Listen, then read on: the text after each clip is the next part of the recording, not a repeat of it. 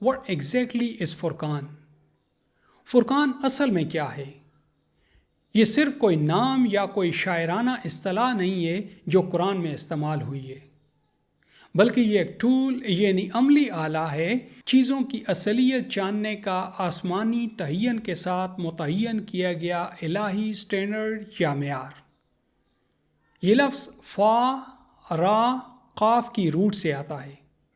جس کا مطلب ہے دو چیزوں کے درمیان فرق کرنا، تمیز کرنا، تقسیم کرنا، دو چیزوں کو الگ الگ خصوصیات کی بنا پر ایک دوسرے سے جدا کرنا، ان کا الگ الگ مقام متعین کرنا۔ جیسا کہ سونے کو ٹچ سٹون یا تیزاب کے ساتھ پرکھ کر اس بات کا تعین کیا جاتا ہے کہ یہ اصل ہے یا نقل، یا جیسا کہ جھوٹ پکڑنے کا آلہ جو دیے گئے بیان میں جھوٹ کی پیمائش کرتا ہے اور اس کا پتہ لگاتا ہے،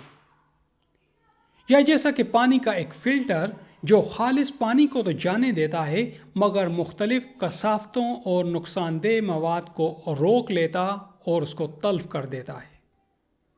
کسی کو بھی ان میں سے کسی بھی عمل پر اعتراض ہو سکتا ہے کہ خالص سونے کو ملاوٹ سے الگ کیوں کیا جائے، یا دیے گئے بیان میں سے سچ اور جھوٹ کی پرکھ نہ کی جائے، یا کوئی پانی میں موجود کثافتوں کو دور کیے بغیر پانی پینا چاہے گا۔ یقیناً نہیں۔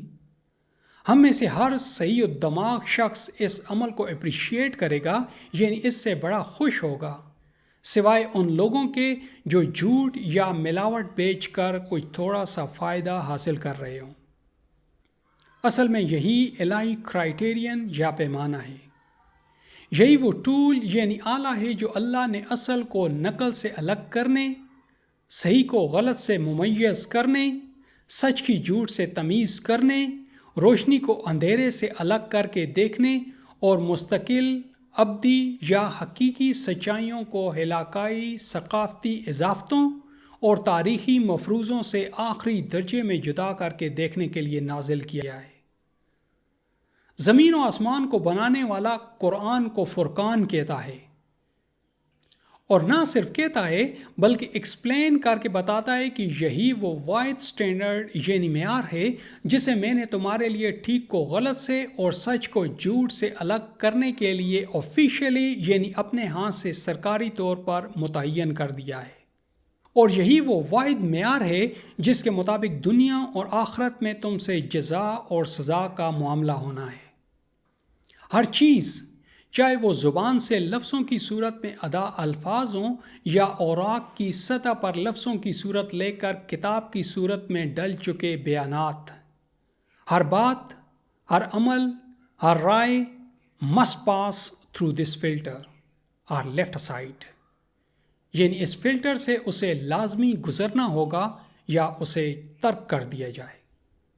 لیکن جب ہم رب کے اس سیٹ سسٹم کو ریورس کرتے ہیں تو تب ہم قرآن کو اسکالر کے لینس سے، فرقوں کے لینس سے اور صدیوں پرانی روایات اور رسم و رواج کے لینس سے ٹیسٹ کر رہے ہوتے ہیں۔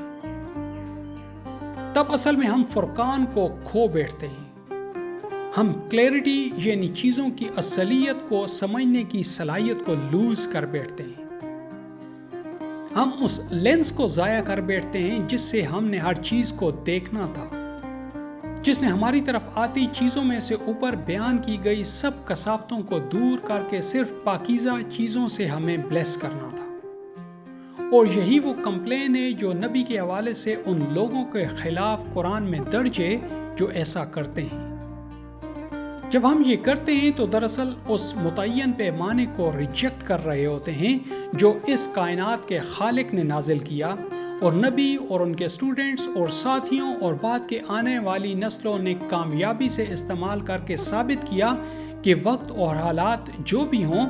کمال اس فرقان کا ہے۔ رب کے اس سیٹ سسٹم کو صدیوں پہلے ہم ریورس کر بیٹھے، عروج سے زوال کا تبادلہ کیا، روشنی پر جہالت کے اندھیروں کو فوقیت دی، دانش پر غفلت کو چنا، کبھی دہشت تھے پھر گرد بن بیٹھے